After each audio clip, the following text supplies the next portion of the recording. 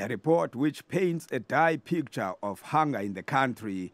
It says evidence of excessive waste is in stark contrast to the evidence that millions of people in both rural and urban areas are going hungry. The biggest victims of this food wastage are children.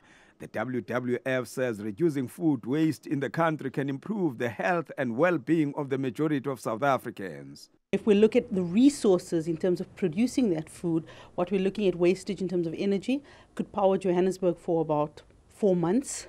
The water wastage is huge, so is the human power. All of the resources that go into actually producing a food are also wasted.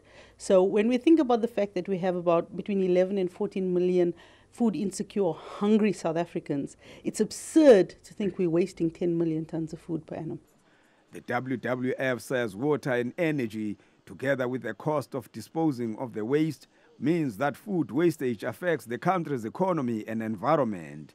At the rate of this wastage, coupled with the high rate of unemployment, South Africa will be unable to meet the UN Millennium Development Goals of halving poverty by 2020. Not only do we have the poverty development goal, we also have to meet the food development goal as well, which is to cut wastage by half.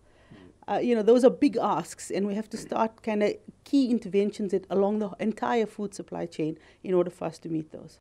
Apart from food wastage, the WWF says the wasted water in the country can easily fill 600,000 Olympic swimming pools.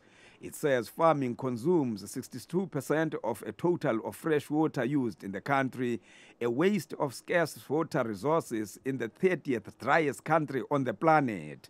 Manelisi Tubase, SABC News, Parliament.